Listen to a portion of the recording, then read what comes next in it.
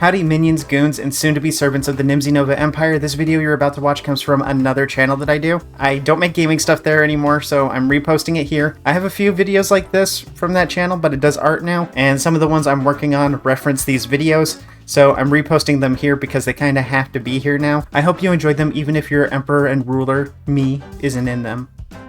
Howdy Earthlings. I woke up today and decided to make myself depressed. Out of curiosity, I was like, I wonder when the GBA was released.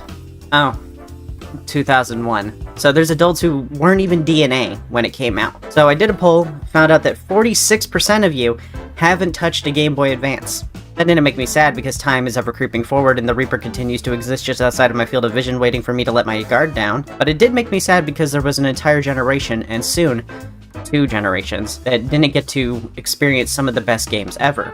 But thanks to Kronos, time also gave us many, many ways to play these great games, so that even Gen Z and Alpha can still play and appreciate these games. Hell, you get to do it for cheaper than we did.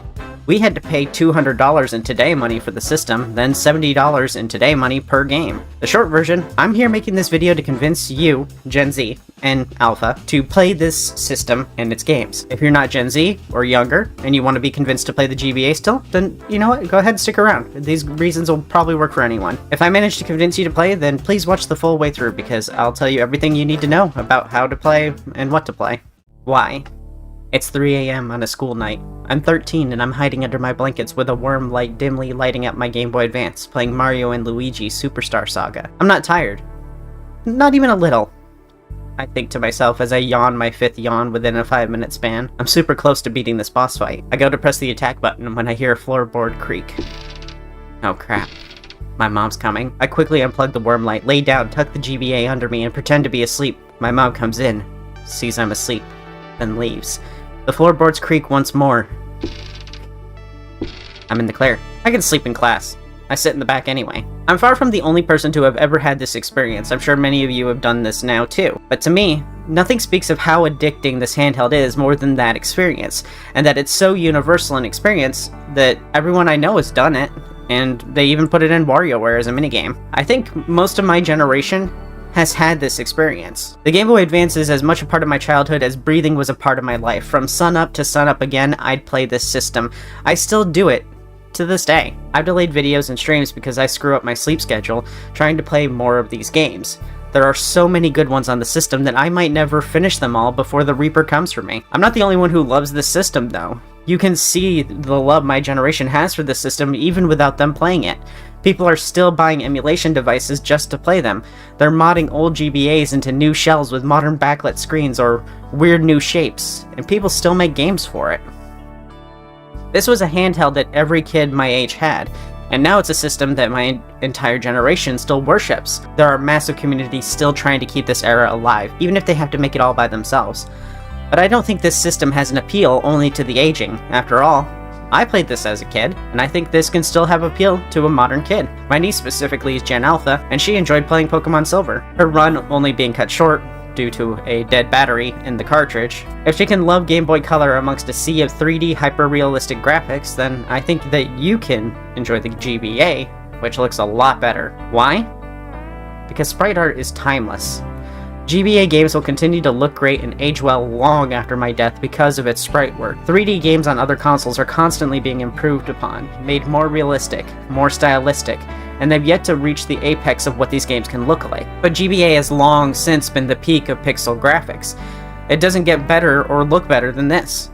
So in 20 years from now, you'll still see modern games made with sprites that look like the GBA. This gives all of the GBA games that modern indie game kind of feel, while giving modern indie games that classic GBA feel. For the young that play, the GBA will feel like a new world of quality indie-like games.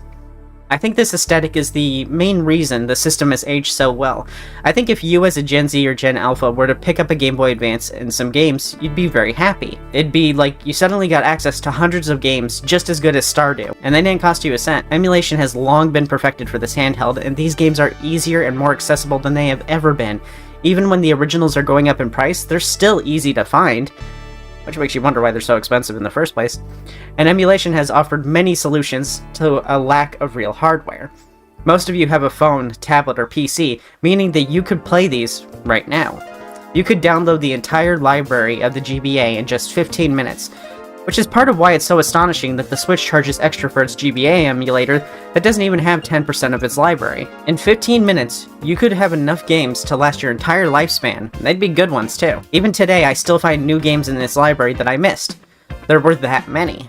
And even as of last year, there's a new game developed for the GBA called Good Boy Galaxy, and I hope it's the start of a trend. I love the idea of living in the world where I have played this system, experienced its death, and then been around for its revival. That'd be amazing. There are also ROM hacks, games made from other games. A modder will take something like Pokemon Emerald and turn it into an entirely new game with new story, gameplay, and even more Pokemon. Some of these ROM hacks even have the full 1000 plus Pokemon roster. There are new ROM hacks for Pokemon coming out every few months. That's the age the GBA gamers live in. Even something that would be considered technically a demake could be better than the game it was demaking.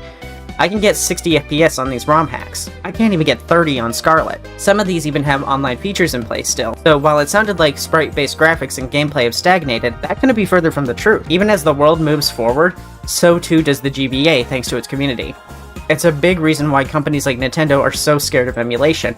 Many of us aren't buying new games because Nintendo already nailed it with a lot of its older systems. Nintendo is scared because even 23 years later, the GBA is still hard to beat. This long after they've stopped producing games for it, and it's still a massively profitable industry. Nintendo moved on. And I don't think GBA fans ever will. If Nintendo continued to support the GBA, made a new sprite-based system, or made modern GBA models and games, I think it would still be just as popular as when it was still supported. There's other companies that have done this as an example. It's just they charge a lot for their systems, so it's not as popular as it could be. The GBA could have lasted forever, and people would gladly support it. And since the other major companies aren't doing handheld consoles, Nintendo would still thrive because they don't have any competition. But as the hardware gets cheaper to produce, Nintendo wouldn't be able to continue charging high prices for it. So we moved on to the next thing. We can't ever settle for what we have. We have to keep moving on to the next thing, even if that new thing might be worse. Speaking of the Game Boy and what it'd be like if it were never replaced, I'm working on another video about an imaginary console I designed. It's just a fun little idea. The idea around it was a modern console that only plays 2D, and it's a handheld. You can subscribe, and that should be ready next week, if you want to see that. Anyway, the games. There are tons of great ones, more than I could name, and I named nearly 100 in this video. But there are games on this handheld that will never see a release in the US, and people are translating some of them. Fan translations and emulation is still the only way that you can play Mother 3, despite Nintendo flaunting Lucas around like a trophy. You might not have heard of Tomato Adventure or Swordcraft 3, or Swordcraft in general, but these three games are some of the best RPGs to ever be released, and you can't play them officially, only on a GBA emulator. Tomato Adventure is the precursor to the Mario and Luigi RPGs, like Superstar Saga, or more recently, Brotherhood. That game wouldn't exist without Tomato Adventure. Despite that game being so integral to Nintendo's history, they have yet to translate it for Western audiences. And at this point, they probably never will, considering they ignored Mother this whole time. But where Nintendo hoards, the community provides. Swordcraft 3 isn't as important as those other two, but it's part of a spin-off series made for the Game Boy Advance. It's an action RPG where you craft weapons, beat up monsters, and make friends with your familiar. A lot of people don't know about this series in general, but it's a great one. Your favorite franchises are still here too, and with tons more that lived, thrived, and died on this system. You won't just find your fave franchises here, but new favorites too. Final Fantasy has remastered all of its NES and SNES games on the GBA. Mario and Luigi series, Harvest Moon, Earthbound, Pokemon, Castlevania, Metroid, Mario Kart, Fire Emblem, Zelda, Wario, Super Mario, Pokemon Mystery Dungeon, Yu-Gi-Oh!, Sonic, Mega Man Battle Network, Mega Man, Spyro, Crash, Legacy of Goku. And that's not even half of them. There's also games for every conceivable genre too, even games from more recent genres like roguelikes are here in the form of Mystery Dungeon and its hacks. Not to mention that GBA can play Game Boy and Game Boy Color, more than doubling your gaming options. There's never been more ways to play these either. The GBA doesn't exist just as a system you play games on. It's now a symbol of retro games and the retro aesthetic. My RG Nano isn't a Game Boy, but it's so very Game Boy. My RG28XX isn't a Game Boy Micro, but come on, it's a Game Boy Micro. It's only slightly bigger. Both of these things are an accessory, a part of the fit, and when we get to the modded console scene, that accessory thrives. Just look at these beautiful systems, and you can make these on your own too. You order the parts, solder them, some of them are no solder. and you piece it together like a grown-up's Lego kit. Then by the end of it, you have a fashion statement that plays your favorite games. Some of these kits even improve the design with new form factors, backlights, and even HDMI out ports. This is something I really want to do, but it's pricey. But that's the cool thing about GBA. It's a highly scalable hobby. It's as cheap or as expensive as you want it to be. If you wanted to keep it cheap and casual, you can emulate. And if you want it expensive, you can buy a GBA, then everything to mod it for just 150 bucks. Around there. It can be more than that, because you have to buy the original GBA to mod it. It's also the ultimate conversation piece.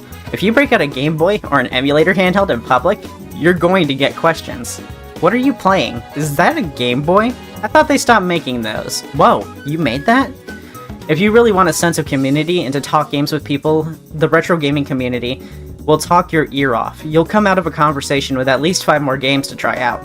Also, talking games with retro gamers is so much nicer and refreshing. Gaming has such a competitive vibe to it now. Everyone talks about your game choices.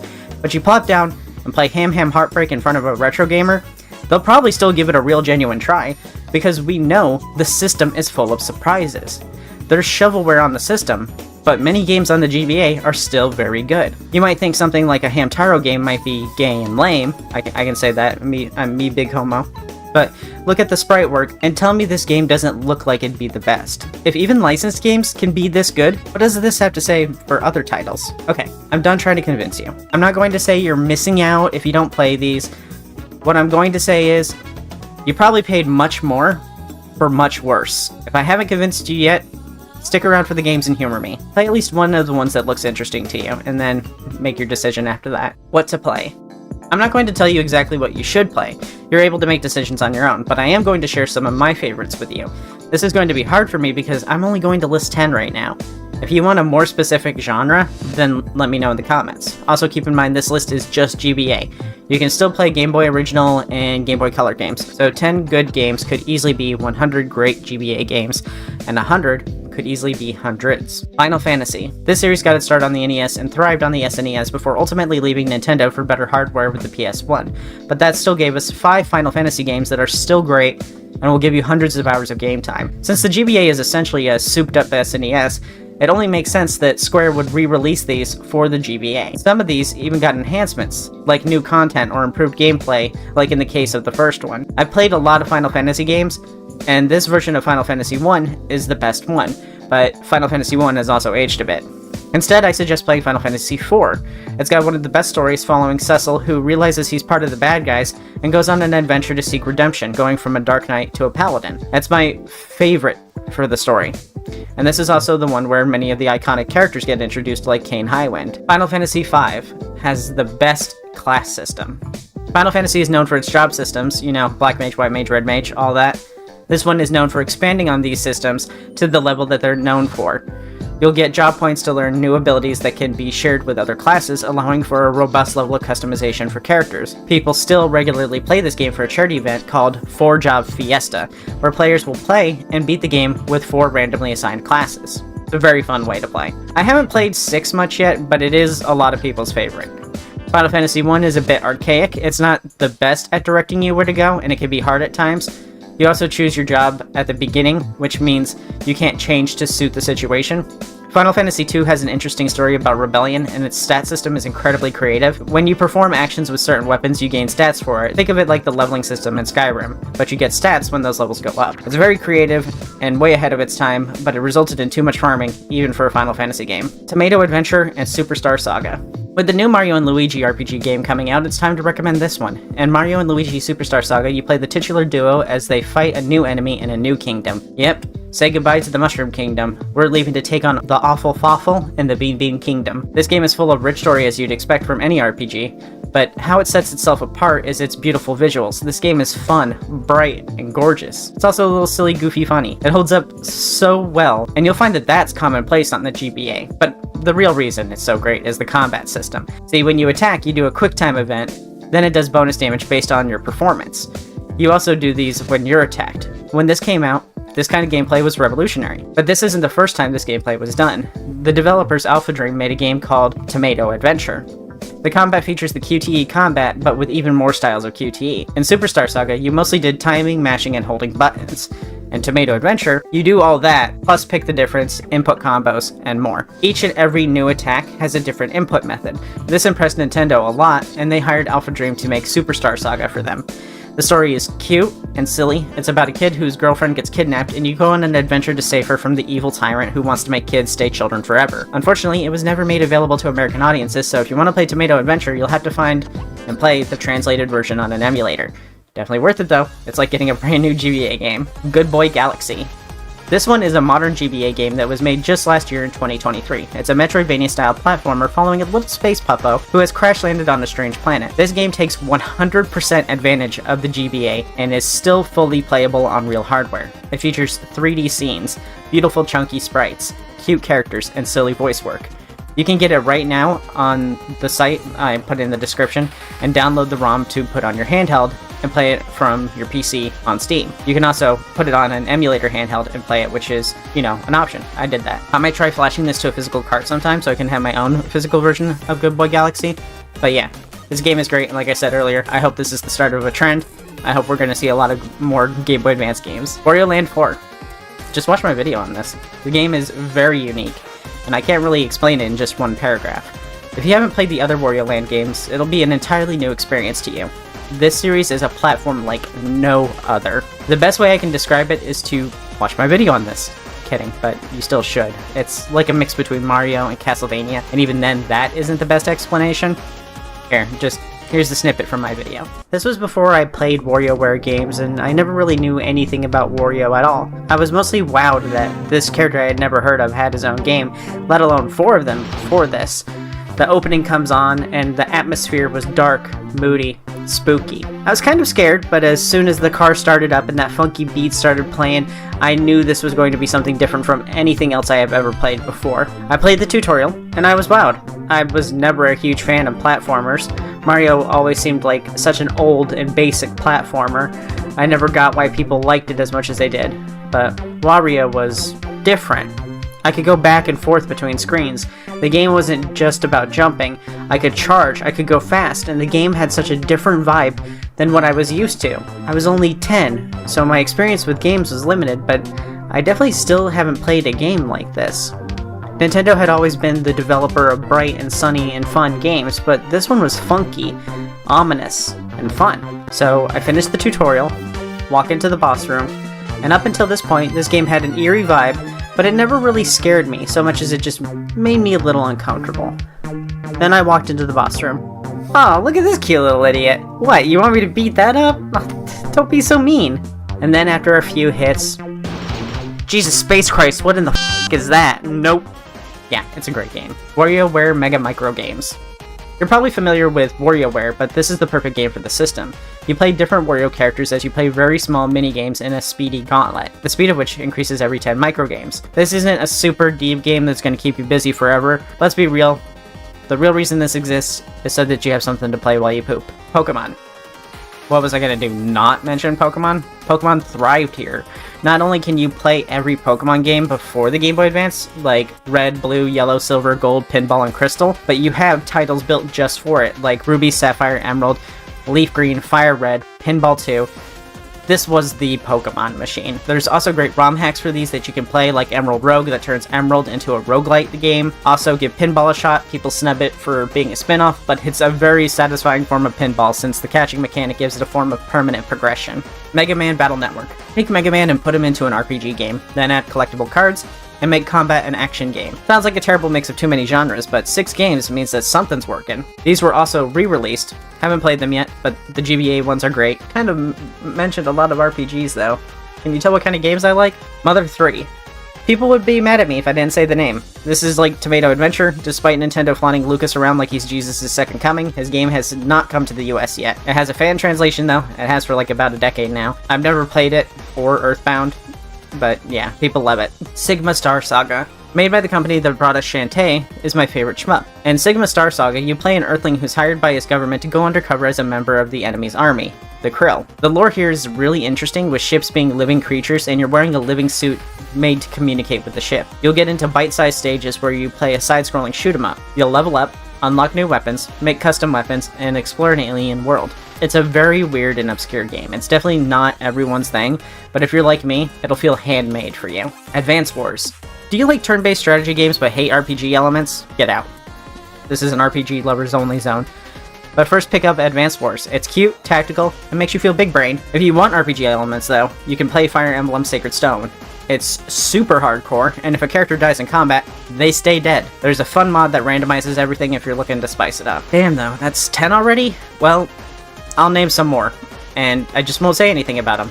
It's not me, sharing them, it's just me saying the names of games. Boktai 1 and 2. These kinda have to be physical. They had a solar pack on them that you needed to have sunlight on in order for it to work. There are emulators that can increase the solar levels, but it's inconvenient and annoying. Breath of Fire. Castlevania Aria of Sorrow, Harmony of Dissonance, Circle of the Moon, Choo Choo Rocket, Metroid Fusion, Sonic Advance 1, 2, and 3, Donkey Kong Country 1, 2, and 3, Doom, Dragon Ball Z Legacy of Goku 1, 2, and Boo's Fury, Dynasty Warriors Advance, Fire Emblem, Golden Sun 1 and 2, Gunstar, Hamtaro Ham Ham Heartbreak, no wait, that's Game Boy Color, Hamtaro Ham Hams Unite, Harvest Moon, Friends of Mineral Town, Kingdom Hearts Chain of Memories, Kirby, Klonoa, Lufia, Lunar Legend. There's 30 more for you. I didn't even name all the good ones that I'm aware of. Just get out there and explore. Careful with physical though, they're expensive. How to play. This is the most customizable part of the process. You have two options for how you want to play these games. Well, three. Original hardware versus emulation, and a combo of the two. The one that's right for you depends on how much you care about price versus authenticity. I don't personally care 100% about authenticity, since if I play this on original hardware without some serious modding, I won't be able to record or stream the gameplay. That's also why I don't buy physical carts for the system. No point in doing it if I couldn't record it. But that's just me being content-brained. You might have reasons for which you prefer, and they're valid, I'm sure, but I'm going to go over all the options that I'm aware of. Your options are PC, phone, or tablet emulation, emulation handheld, emulation systems, hacked console emulation, original hardware, DS, FPGA hardware emulation, modded original hardware, flash carts, GBA player and GameCube, and consoleizers. These can range from free to $500. There's a lot of options. For PC, phone, and tablet, you only need your device, an emulator, and some ROMs. As for an emulator, if you're using PC, I recommend using MGBA. On phones and tablets, you'll need an application that runs them. For this, I used John GBA. It costs money, but it's just a couple bucks. I don't have much experience with using phone for emulation because I don't like not having actual buttons, but there's plenty of tutorials for it. I also recommend buying an 8BitDo wireless controller to play them with because I really don't like those touch D-pads.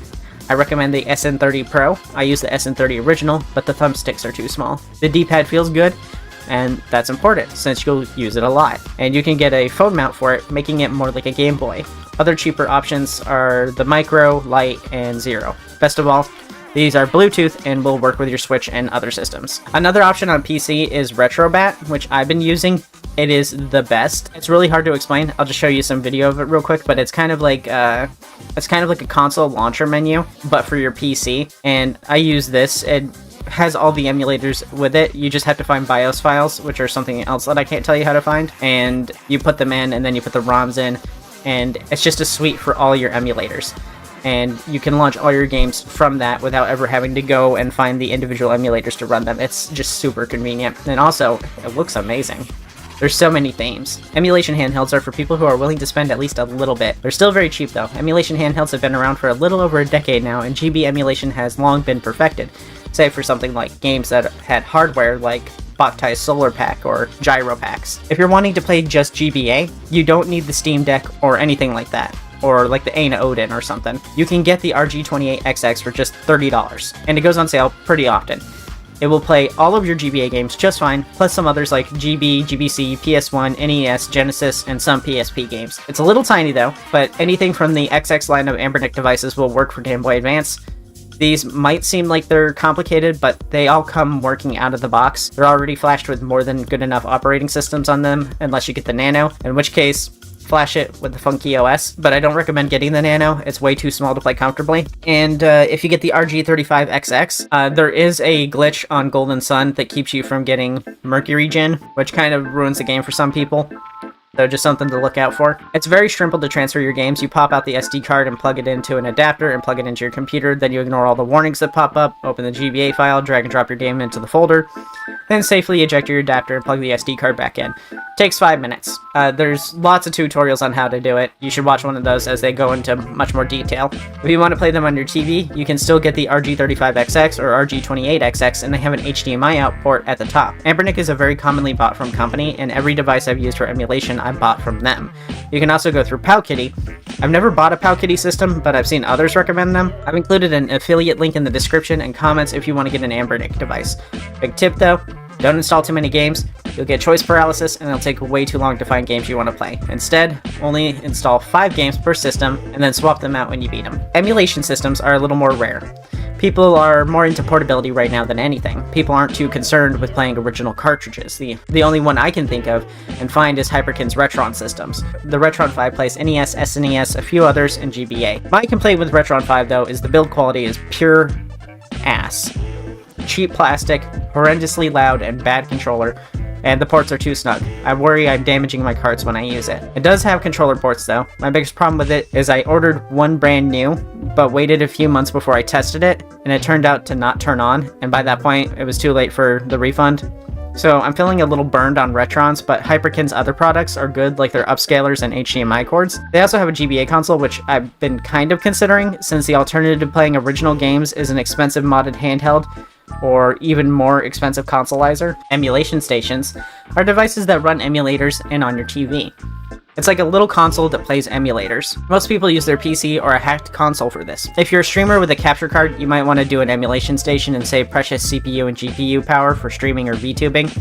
These can be made with Raspberry Pi sets as well, or you can buy them pre-made. There's mini consoles like the SNES Classic or NES Classic or Sega's Genesis equivalent, but overall these are pretty uncommon, and unlike handhelds, I don't know of any reputable sellers other than the NES, SNES Classic and stuff like that. A lot of them are scams. There's one by Powkitty, but I don't know anything about it. A mini PC would definitely be better, but it'd be cheaper to buy a Wii, Wii U, or some other system and hack it. I hacked my Wii U within an hour, but if you have to get a new system, get an RGXX family device, and they just have HDMI out ports. Now, I did find a mini PC brand that you can easily use as an emulation station, and with Retro Game Corp's video on how to run RetroBat on PC, then you have an emulation system on the cheap. If you're looking for something to emulate on, you can use this GMK Tech model. It won't play the highest end PC games, but it's perfectly good for indies and emulation, and it's only 150 bucks. It'd be cheaper to hack an old console, but you wouldn't have Windows functionality, because you could still use this as a PC. Your hacked Xbox can play a lot of systems, but it won't run websites, PC games, and stuff like that.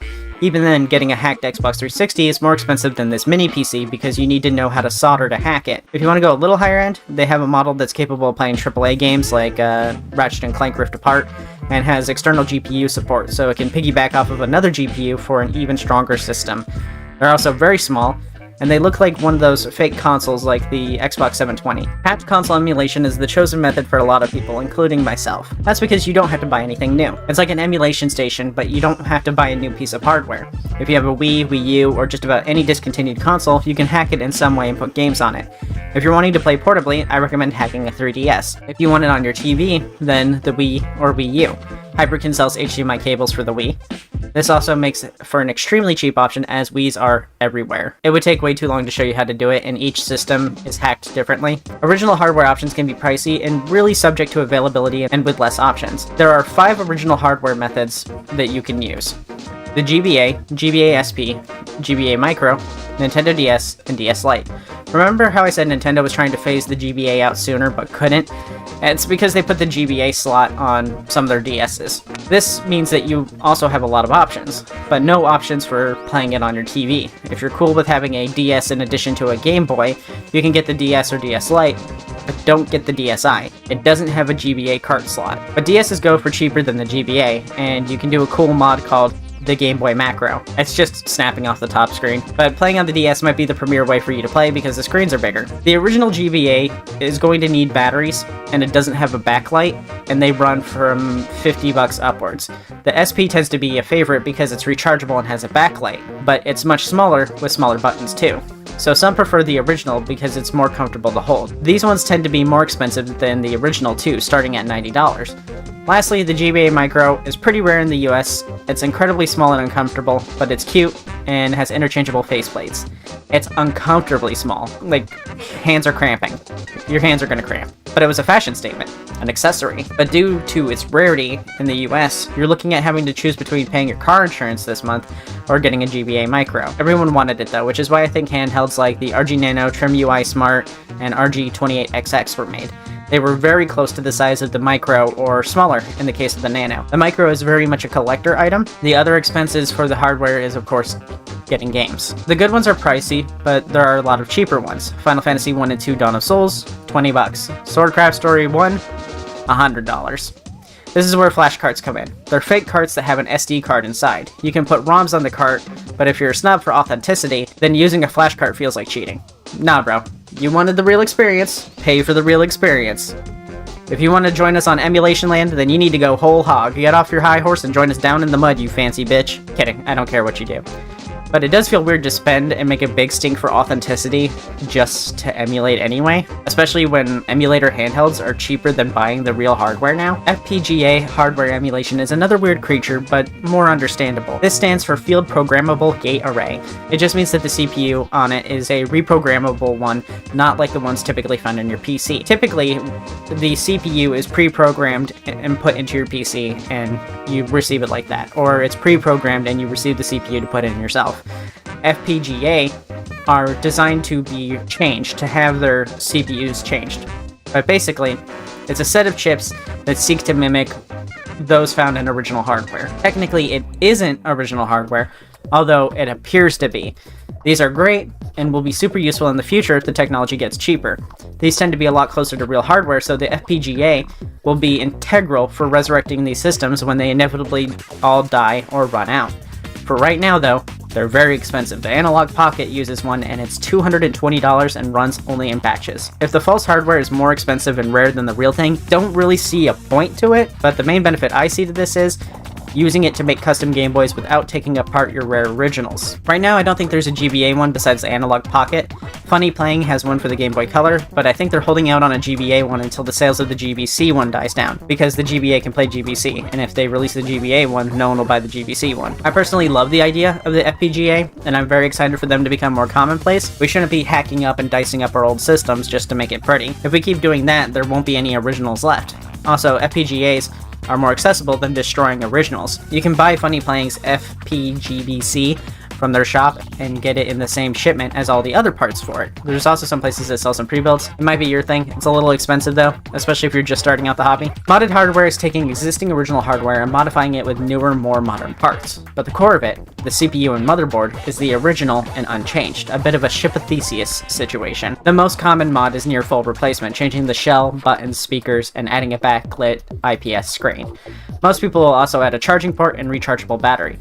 These can be around $80 to $100, plus the cost of the original system that you'll need the motherboard from. Really depends on the shell, as the prettier shells can also cost like 50 bucks. GBA player and GameCube is the old school original way of playing original games on your TV. The GBA player is a tuner that you put onto your GameCube, then pop in the Game Boy player disc and a cart and play. These can be hard to find and around 80 bucks for the player and disc, but more for the GameCube, which is 80 bucks as well. You'll need a special GameCube to HDMI converter for modern TVs as well, which is another 20 bucks. The last and final option, as far as I'm aware, is the incredibly expensive GBA consoleizers.